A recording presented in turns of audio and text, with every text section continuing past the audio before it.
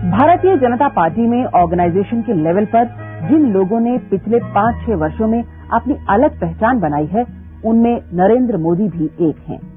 वे party के महासचिव हैं और नेशनल एग्जीक्यूटिव कमेटी के मेंबर भी। पिछले साल हुए लोकसभा चुनाव के दौरान बीजेपी स्पोक्स पर्सन के तौर पर उन्होंने महत्वपूर्ण भूमिका निभाई थी। नरेंद्र मोदी ने अपने पॉलिटिकल करियर की शुरुआत 1974 के जयप्रकाश आंदोलन के समय की थी। 1975 में उन्हें गुजरात राज्य लोक संघर्ष समिति का महासचिव बनाया गया। इसके बाद राजनीति में वे लगातार आगे बढ़ते चले गए। फिर राष्ट्रीय स्वयंसेवक संघ के प्रचारक की हैसियत से उन्हें बीजेपी में काम करने भेजा गया। बीजेपी में नरेंद्र मोदी को गुजरात स्टेट का जनरल सेक्रेटरी बनाया गया और उस दौरान उन्होंने पार्टी संगठन के लिए जमकर काम किया। कई लोग मानते हैं कि 1995 में गुजरात में पहली बार, वो भी 2/3 मेजोरिटी के साथ, बीजेपी की सरकार बनने के पीछे जिन लोगों की मेहनत थी, नरेंद्र मोदी भी उनमें से एक थे। लेकिन सरकार बनने के बाद उन पर पार्टी संगठन में अपनी मर्जी थोपने के आरोप लगे और फेमस वाघेला कांड के चीटे उन पर भी पड़े। नतीजा, नरेंद्र मोदी को गुजरात से हटाकर दिल्ली भेज दिया गया। दिल्ली में वे काफी दिनों तक साइडलाइन रहे, लेकिन धीरे धीरे अपनी जगह बनाने में उन्हें कामयाबी मिली और आज नरेंद्र मोदी की गिनती बीजेपी के प्रॉमिसिंग लीडर्स में की जाती है। मोदी जी, आप पार्टी के बहुत जिम्मेदार पदाधिकारी हैं और जो एपेक्स बॉडी है पार्टी की, जो सारी डिसीजन लेती है, उसमें भी शामिल है। पिछले 3 साल से, तकरीबन मान लिया जाए 3-3.25 साल से पार्टी सत्ता में है। इसके बावजूद भी जो बीजेपी में मजबूती आनी चाहिए थी, जो संगठन की मजबूती होनी चाहिए, तो मजबूती की बजाय पार्टी कमजोर होती चली जा रही है डिफरेंट स्टेट्स में। इसकी क्या वजह है? ये सही नहीं है आकलन। भारतीय जनता पार्टी किसी भी क्षेत्र में, किसी भी रूप में दुर्बल नहीं हो रही है। अब देखिए, तमिलनाडु में हम कुछ नहीं थे, अब बहुत कुछ हैं। कर्नाटक में हम किसी समय तो साउथ में हम कुछ गिने ही नहीं जाते थे। ईस्ट देखिए इस बार हमारा, उड़ीसा देखिए, बिहार देखिए, even in Calcutta, even in Assam, सब क्षेत्रों में हम काफी ताकतवर होकर के उभरे हैं। होता क्या है, जब विपक्ष में थे हम, तब हमारी पार्टी की मूवमेंट रास्ते पर रहती थी, जन आंदोलनों में रहती थी, खबरों में उस रूप पे छपते थे, उस रूप में आकलन होता था। अब ज्यादातर हम सत्ता में हैं, तो अब रास्ते पर नहीं होते हैं, हम जनता के कामों में लगे रहते हैं। एसी रूम तो होते हैं, लाल बत्ती की कारों में होते हैं, मैं नहीं मानता हूं कि पार्टी के 50 लोग होंगे उस जगह पे, तो पार्टी में तो लाखों लोग हैं, सबको तो लाल लाइट नहीं है, लेकिन सबका काम बढ़ गया है, अलग प्रकार का काम हो गया है और इसके कारण ये लगता नहीं है। दूसरा, पिछले 2-3 साल से एक प्रकार से संघर्ष की राजनीति समाप्त हो गई है। नहीं, लेकिन हमें तो आपकी बात से लगता है कि मन बहलाने को गालिब ख्याल अच्छा है कि हम सब तरफ मजबूत हो रहे हैं। हो सकता है आप तमिलनाडु में थोड़ा मजबूत हो रहे होंगे या कर्नाटक में मजबूत हो रहे हैं। मतलब ये नहीं है कि हमें होना बाकी है, और होना नहीं, लेकिन जहां और आगे बढ़ना, लेकिन जहां आप ऑलरेडी मजबूत थे वहां तो कमजोर हो रहे हैं। यूपी में आप कमजोर हो गए, आप राजस्थान में कमजोर हो गए, दिल्ली में आप ऑलरेडी कमजोर हो चुके हैं, मध्य प्रदेश में आप कमजोर हैं। जो गढ़ थे आपके, वहां सब जगह कमजोर होते जा रहे हैं। एक बात समझिए, चुनावी नतीजों से पार्टी की ताकत का आकलन नहीं होता है। 84 में बैरोमीटर तो वही, और क्या बैरोमीटर होना चाहिए? 84 में हम 2 पर आ गए थे। सारे देश के मीडिया ने लिख लिया था, कांग्रेस पार्टी बोल रही थी, राजीव जी बता रहे थे, अब हिंदुस्तान में से बीजेपी खत्म हो गई। हम 2 से धमाक करके 89 पहुंच गए थे। मंदिर मूवमेंट, सवाल मंदिर मूवमेंट नहीं है। पार्टी की अपनी एक ताकत होती है, पार्टियां खत्म नहीं होती है, पार्टियां वैसी वैसी रहती हैं, पार्टी विस्तार भी करती है। अब आप देखिए, मध्य प्रदेश, राजस्थान, दिल्ली, हम असेंबली हार गए, तुरंत बाद लोकसभा जीत गए, बड़े डंके के साथ आए और अच्छी मेजोरिटी में जीत गए। लेकिन फिर राजस्थान में पंचायत चुनाव हार गए। 70% पंचायत कांग्रेस के। नहीं, पंचायत हारे नहीं है, हम जहां थे वहां से बहुत आगे बढ़े। और इतना ही नहीं, अभी मध्य प्रदेश में हुए चुनाव, हम पिछले 50 साल में मध्य प्रदेश में जिस पोजीशन में नहीं थे, नगर पालिका, कॉर्पोरेशन, पंचायत में, इस बार हम वहां पर पहुंच गए। और आप तो सब हरा ही हरा नजर आ रहा है। 2 चीजें हैं, आप कहें हम खत्म हो गए हैं या टूट रहे हैं, तो मैं इससे सहमत नहीं हूं। लेकिन अगर आप मुझे पूछते हैं क्या जितना विकास विस्तार हो रहा है आप संतुष्ट हैं, मैं कहूंगा नहीं, मैं संतुष्ट नहीं हूं, हमें और बहुत कुछ। अच्छा, यूपी बिहार के बारे में क्या ख्याल है? बिहार में हम बहुत बड़े हैं, यूपी में हम लोकसभा में हमको लोकसभा के मुकाबले तो नीचे आ गए ना बिहार में। लेकिन नहीं, बिहार में लोकसभा से आप मत जोड़िए। बिहार में लोकसभा मतलब वहाँ लोकसभा से जोड़ लीजिए, जहाँ ना मतलब वहाँ मत जोड़िए। नहीं, दोनों चीजों मैं कहता हूँ ना, मध्य प्रदेश, राजस्थान, दिल्ली विधानसभा में हार गए थे, वही मैं कह रहा हूँ। लोकसभा हम जीत गए। बिहार का जहां तक सवाल है, हम सीटें जितनी लड़ रहे थे उसकी तुलना में हम बहुत अच्छा रिजल्ट लेकर आए। लेकिन एक चीज बताइए, एक बात लगातार अनुभव की जा रही है, लोगों के दिमाग में भी है कि बीजेपी की कीमत पर जो एलाइज हैं वो फल फूल रहे हैं, मोटे हो रहे हैं, बढ़ रहे हैं। जिसकी मैं उदाहरण आपको देता हूं। जैसे आज हरियाणा में क्या है, आज आप चौटाला की मर्सी पे हैं, चौटाला की दया पे हैं, चौटाला की कृपा पे हैं। उड़ीसा में क्या हुआ, आज आप बीजू जनता दल यानी कि नवीन पटनायक की दया पे हैं, नवीन पटनायक की कृपा पे हैं। इसी तरह से हर जगह एलाइज बढ़ते जा रहे हैं और आपकी कीमत पे एलाइज फल फूल रहे हैं, आप जो है कमजोर होते चले जा रहे हैं। मैं इसका एक पॉलिटिकल साइंस का स्टूडेंट के नाते दूसरे रूप में एनालिसिस करता हूं। अब देखिए, हम हरियाणा में कभी नंबर 1 नहीं थे। हरियाणा में हम हमेशा जूनियर पार्टनर रहे, हमेशा। और जूनियर भी क्या, माइनर पार्टनर है, तो नेग्लिजेबल पार्टनर, माइनर है, पहले से माइनर है, पहले से माइनर है। आप क्या मानते हैं, आपका अपना वोट बैंक नहीं है वहाँ हरियाणा में? है, बहुत कम है, बहुत कम है। लेकिन रियलिटी में आपको बता दूं, जब स्टेट के चुनाव होते हैं तो स्टेट में बीजेपी की लीडरशिप और अन्यों की लीडरशिप की तुलना में हम काफी नए हैं, कम परिचित हैं। तो उसका लाभ जो बड़ा परिचित चेहरा है या पुराना सत्ता में रहा हुआ चेहरा है, उसको उसका फायदा मिलता है, और ये फायदा मिलने वाला है। और ये बात सही है कि कोएलिशन पॉलिटिक्स जो है ना, उसमें किसी ने कुछ न कुछ छोड़ना होता है।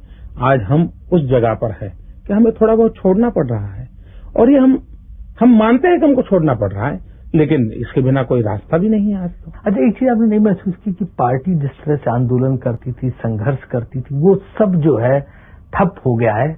बिल्कुल एसी रूम्स में बैठना, सचिवालय के चक्कर लगाना, ये कार्यकर्ता की नियत बन गई है।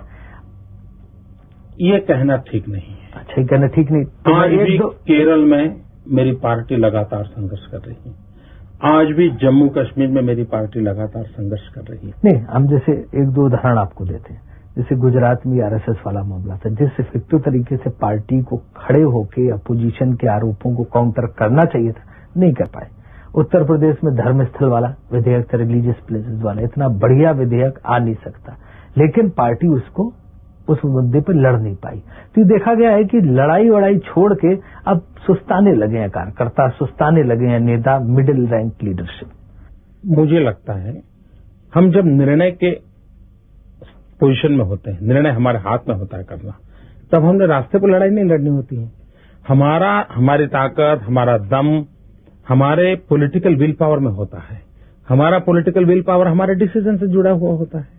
बीजेपी का अगला अध्यक्ष कौन होगा, इसे लेकर जितनी मुंह उतनी बातें हैं। कोई सुषमा स्वराज को इस कुर्सी पर बिठा रहा है, तो किसी का कहना है कि लाल कृष्ण आडवाणी अब ऑर्गेनाइजेशन की जिम्मेदारी संभालेंगे। तो आइए नरेंद्र मोदी से पूछते हैं कि अंदर की बात क्या है, और साथ साथ यह भी जानते हैं कि आरएसएस और बीजेपी के बीच अभी क्या चल रहा है। अच्छा, मुझे लगता कि जो जिस तरह से जून करीब आता जा रहा है और खुशबू ठाकरे का कार्यकाल खत्म हो रहा, अब वो भी उस तरह से दिलचस्पी नहीं ले रहे हैं। एक तो बुजुर्ग हैं, दूसरे उनका स्वभाव दूसरे किस्म का है, उस तरह से दिलचस्पी नहीं ले रहे हैं। इसलिए पूरा संगठन जो है थोड़ा सा ड्रैग कर रहा, लचर ढंग से चल रहा है, इसलिए इफेक्टिवली सामने नहीं आ पा रहा लोगों के। कुशाभाऊ के व्यक्तित्व का एनालिसिस उचित नहीं है। कुशाभाऊ जी इस पद पर तो 2 साल पहले आए हैं। कुशाभाऊ जी ने अपनी जिंदगी पिछले 50 साल से विगरसली इसी काम के लिए खपा दी है। उन्होंने कभी अब थक गए हैं, अब आगे क्या कर लेना पाना है, इस भूमिका से काम किया होता तो पिछले 50 साल क्यों करते। तो अगर इतने ही खुशबू ठाकरे काम किए हैं तो उनको क्या एक और कार्यकाल दे रहे हैं 2 साल का? उन्होंने स्वयं ने घोषणा की है कि वो किसी और को दायित्व देना चाहते हैं। किसको? और इसको बार बार वो कह रहे हैं। किसको देना चाहते हैं दायित्व? मुझे लगता है कि कुशाभाऊ स्वयं निर्णय नहीं करेंगे। पार्टी के प्रमुख लोग एक कोर टीम बैठ करके चर्चा करके उचित समय पर इस विषय को खोलेगी और क्लिंच कर लेंगे, ऐसा मुझे लगता है। जो क्लिंच करने का प्रोसेस है, इस रेस में कौन कौन लोग हैं? व्यक्तियों की चर्चा करने के बजाय उसके अनेक पहलू हो सकते हैं, जैसे जनरेशन बात को नहीं, मैं आपको बताता हूँ, मैं आपको जवाब मिल जाएगा। अगर पार्टी में ये सोच बनती है कि जनरेशनल चेंज लाना है तो कुछ नामों की चर्चा होगी। पार्टी को लगता है कि जेंडर चेंज करना है तो कुछ नामों की चर्चा होगी। पार्टी को लगता है कि बैकवर्ड फॉरवर्ड का सोचना है तो कुछ नामों की चर्चा होगी। पार्टी को लगता है कि नहीं भाई नॉर्थ साउथ का सोचना है तो कुछ नामों की चर्चा होगी। तो there are so many areas और स्ट्रेटेजिक रूप में तय होगा, क्योंकि पार्टी में ऐसे बहुत लोग हैं जो इस दायित्व को जो भी मिलेगा संभाल सकते हैं। इशारों से आपने, अगर मैं एनालाइज करूं तो 4 नाम दे दिए, है ना। एक आपने दे दिया वेंकैया नायडू का, दूसरा नाम आपने दे दिया सुषमा स्वराज का, तीसरा नाम आपने अपना दे दिया, और चौथा नाम जो है वो लगता है जनक कृष्णमूर्ति का। पहली बात है, मैंने अपना नाम तो दिया ही नहीं है। पहली बात नहीं, साफ है। पिछड़ा आगड़ा कौन दूसरा पिछड़ा है? हमारे यहाँ उमा जी है पिछड़े में है। उमा जी बेचारी कहाँ रेस में, जिसने मंत्री पद छोड़ दिया वो पार्टी अध्यक्ष थोड़ा बनना चाहती। उनका एक व्यक्तित्व है। अगर हम जेंडर का पदाधिकारी भी नहीं है, सुषमा जी भी है। वो तो पदाधिकारी भी नहीं है। नहीं, पदाधिकारी हो या ना हो, क्या पार्टी टीम में रही है। उमा जी भी जेंडर वाले में आ जाती है। इसलिए बहुत बड़ा क्षेत्र है। इन 4 में कौन आगे? अच्छा, जब भी सत्ता पक्ष में बैठे हुए हैं उनमें से भी कोई इस्तीफा देकर के ओम प्रकाश जी की तरह संगठन की व्यवस्था में आ सकते हैं। इसलिए प्रकाश जी ने तो इस्तीफा दिया नहीं है। इसलिए नहीं, वो तो मंत्री भी है, अध्यक्ष भी है। उचित समय पे दे देंगे, उचित समय पे दे देंगे। उचित समय क्या है?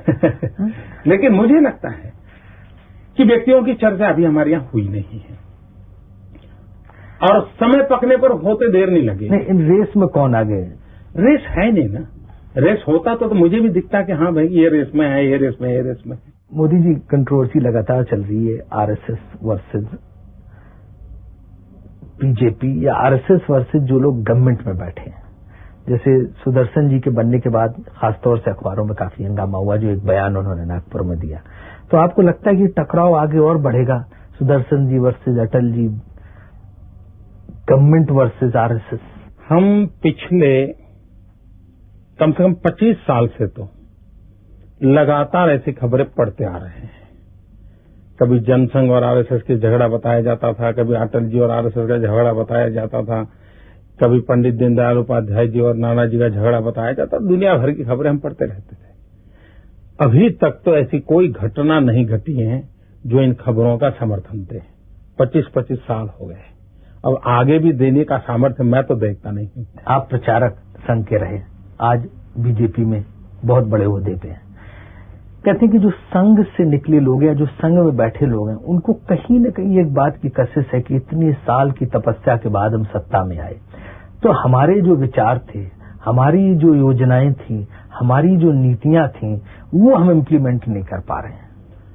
संघ के सरसंघचालक सुदर्शन जी का ही बयान है कि एनडीए की मर्यादाएं मैं जानता हूं, एनडीए में बीजेपी की मर्यादाएं मैं जानता हूं, और ऐसी स्थिति में वो बेचारे क्या वो सब कुछ करें। वो बेचारे क्या करें? मजबूरी का नाम महात्मा गांधी। जब वो हमारे लिए अच्छा बोले तो वो आपको बेचारा लगे, और जब उनके किसी बयान को किसी और रंग में छप दिया जाए तो आपको बीजेपी बेचारा लगे। लेकिन उन्होंने कही क्या? उन्होंने यही तो कहा कि एनडीए की मजबूरियां हम समझते हैं, हम क्या करें। ठीक है, उन्होंने अपना स्टैंड बताया, लोकतंत्र है, उनको अपने विचार बताने का पूरा अधिकार है। एक कशिश तो है ना मन में। मैं नहीं मानता हूं, क्योंकि उन्होंने कई बार कहा है, संतोष का भाव भी व्यक्त किया है, और गिवन सिचुएशन में आदमी जो रिजल्ट आता है उसी का तो तुलना होनी चाहिए। और मुझे नहीं लगता है, क्योंकि मैं भी तो संघ के लोगों से मिलता जुलते लोगों से रहने वाला हूं, मुझे कभी ऐसा भाव नजर नहीं आया। आपको तो बीजेपी में प्रो पीएम देखा जाता ना। हम किसके प्रो हैं मालूम नहीं, लेकिन हम पर अटल जी के भी आशीर्वाद हैं, अडवाणी जी के भी आशीर्वाद हैं, कुशाभाऊ जी के आशीर्वाद हैं, पूरी पार्टी के आशीर्वाद है, और कार्यकर्ताओं का प्रेम है। सुदर्शन जी का? सुदर्शन जी मैं तो संघ का ही रहा हूं, तो सुदर्शन जी को तो बिना प्यार और आशीर्वाद नहीं लिया ना अपने। हमारे मैंने बीजेपी की चर्चा की, बाकी वहां तो हम संस्कारी वहीं से पाए हमने। सुदर्शन जी ने हमको उंगली पकड़ के चलाया है, तो हमारे जीवन का तो सौभाग्य है। अच्छा, पहले कहते हैं केशुभाई पटेल साहब की बड़ी छंती थी, बड़ी दोस्ती थी, पिता पुत्र का रिश्ता था, लेकिन इधर कहते हैं कुछ बिगड़ा हुआ है मामला, और राज्यसभा के चुनाव में भी जब आपका नाम आया कि उनको लाना चाहिए, तो कहते हैं उन्होंने अंदर अंदर जो है काफी अपोज किया। जिस दिन मेरे नाम की चर्चा होगी मुझे नहीं लगता है 1 मिनट लगेगा। मैं उस दुनिया का व्यक्ति ही नहीं। सडनली आपका एक तो कद बहुत बड़ा है, अचानक दिल्ली में इधर पिछले 2-3 साल में संगठन के स्तर पर और प्रधानमंत्री के भी आप काफी क्लोज हो गए हैं। दूसरे ये है कि लोगों को कम पता है लेकिन असलियत ये है कि आप अति पिछड़ा वर्ग से आते हैं, ओबीसी से। तो पार्टी के अंदर कल्याण सिंह, आप और उमा भारती, यही 3 लोग थे जिसमें कल्याण सिंह अलग हो गए, उमा भारती भी आजकल कुछ जो है बेचारी आइसोलेटेड चल रही हैं। तो सिर्फ अति पिछड़ा वर्ग से आप ही नजर आते हैं। तो कहीं ऐसा नहीं ये सब फैक्टर ध्यान में रख के थोड़ा केशुभाई पटेल खासे सो गए हो? ये आपकी जानकारी एकदम सही है। मैं अति पिछड़े वर्ग से आता हूं, लेकिन मैं सत्ता की राजनीति से जुड़ा हुआ व्यक्ति नहीं हूं। मैं संगठन के कामों में लगा हुआ। विरोधी ज्यादातर लोग नरेंद्र मोदी की तारीफ ही करते हैं, खासकर उनके ऑर्गेनाइजेशनल स्किल्स का लोहा तो सभी मानते हैं। तो आइए अब जानते हैं कि नरेंद्र मोदी के बारे में लोगों की क्या राय है। नरेंद्र मोदी राष्ट्रीय स्वयंसेवक संघ के प्रचारक हैं, लेकिन अपनी निजी जिंदगी में वे कई मामलों में संघ के दूसरे प्रचारकों से अलग दिखते हैं। हालांकि नरेंद्र मोदी की लाइफस्टाइल में तड़क भड़क जैसी कोई बात नहीं है। दिल्ली में अपने एक सांसद मित्र के घर के एक कमरे में उनकी रिहाइश है। अपना सारा काम भी वे खुद ही करते हैं, लेकिन हाँ, उन्हें सलीके से रहना पसंद है और वे ऐसा करते भी हैं। अच्छा पहनना और चुस्त दुरुस्त दिखना नरेंद्र मोदी की खास पहचान है। फिर उन्हें घुड़सवारी का शौक है। इंफॉर्मेशन टेक्नोलॉजी और कंप्यूटर में उनकी गहरी दिलचस्पी है। वे ट्रैकिंग करते हैं और हिंदी गुजराती में कविताएं भी लिखते हैं। अच्छा, मोदी जी कहा जाता है कि अब बड़ा कंप्यूटर सेवी हैं, आपको कंप्यूटर पे काम करना, इंटरनेट पे काम करना, अपनी वेबसाइट बनाना, इन सबका बड़ा शौक है। और बीजेपी में बहुत कम लोग हैं जो इस तरह से टेक्नोलॉजी से प्रेम करते हैं, जो थोड़ा सा टेक्नोलॉजी में ज्यादा दखल रखते हैं। उस तरह की आपके शौक हैं? पहली बात तो मैं कोई पढ़ा लिखा व्यक्ति नहीं हूं, लेकिन परमात्मा की कृपा है और उसके कारण शायद मुझे नई नई चीजें जानना, सीखने का बड़ा शौक रहा है। कितना पढ़े हैं आप? वैसे तो मैंने 17 साल की आयु में घर छोड़ दिया। स्कूली शिक्षा के बाद मैं निकल गया। तब से लेकर के आज तक मैं भटक रहा हूं नई चीजें पाने के लिए।